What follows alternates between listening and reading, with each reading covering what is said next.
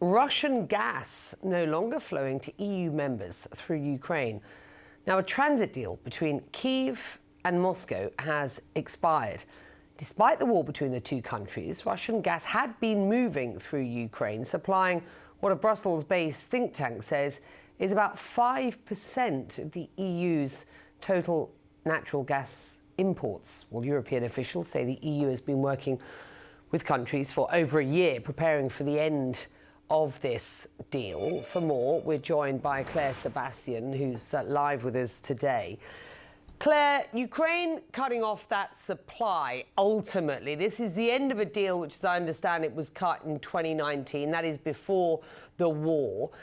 Europe claims it was ready. Is that reflected on the ground for Europeans? And what happens next?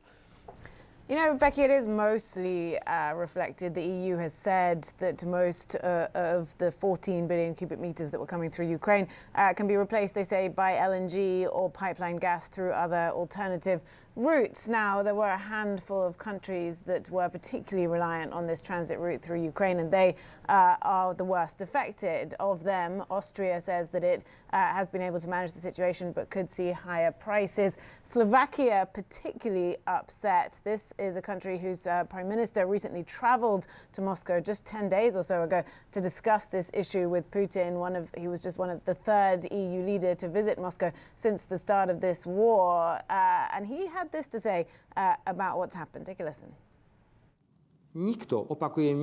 Nobody, I repeat, nobody is pushing Slovakia away from the living space that is the European community. But we must see that selfish national interests of the big ones and meaningless geopolitical goals are beginning to dominate this community, and on the other hand, ignoring the needs of smaller ones. In world politics, it absolutely applies that it does not matter whether elephants love or fight. The grass always suffers. I do not want Slovakia to be such grass, as we see these days when the transit of gas through Ukraine is stopped, which will have drastic impacts on all of us in the European Union, but not on the Russian Federation. Well, Moldova, Becky, is another country that is suffering the effects of this. Transnistria, the breakaway republic that borders Ukraine, has said it has had to cut off heating and hot water to residents there, to people's own homes, schools, daycares, things like that, able to ring-fence, though, critical infrastructure like hospitals. President Zelensky and other leaders have called on their allies to support Moldova through this. In terms of Russia, I think, look, Robert Fico has a point. This was about 5 billion in revenues a year, and Russia expects to make over 200 billion from its energy exports in the next year. So 5 billion here or there is not going to make a huge difference, although Russia is, of course, watching its revenues very closely under sanctions. Now, as for the impact on the EU going forward, there is a concern around prices. They have ticked up slightly today, about 3% higher.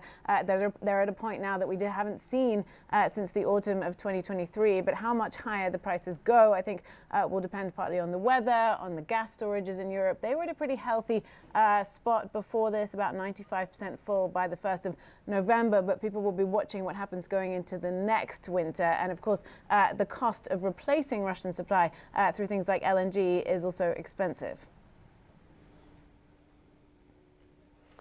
Yeah, and it's just really interesting to hear the Slovakian position there, reflecting what is, you know, let's be quite clear, a fractured Europe to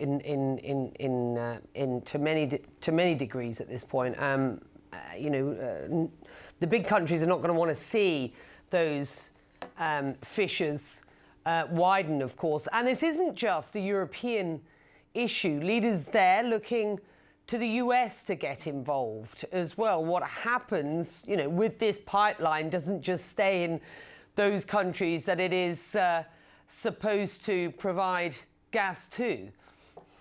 Yeah, and I think the timing of this coming just 3 weeks or less before the second inauguration of President Trump makes it even more complicated. Look, the US has already stepped in to help Europe. US, in a sort of huge turnaround over the last decade, has become the world's biggest exporter of LNG, and Europe mops up about 2/3 of that. So it was interesting as President Zelensky responded to what had happened, Ukraine's decision not to renew this gas transit deal in a post on X. He had this to say about the US. He said, "We also hope for an increased American gas supply to Europe, which President Trump has already mentioned. Cooperation and maximum supply from partners will result in more comfortable prices on the market." The wrinkle here is that even though the US has really ramped up LNG supplies, the Biden administration had paused new export permits because of climate concerns and concerns about what it would do to domestic prices. President-elect Trump has promised to reverse that. So we see President Zelensky sort of appealing to Trump there, as he has done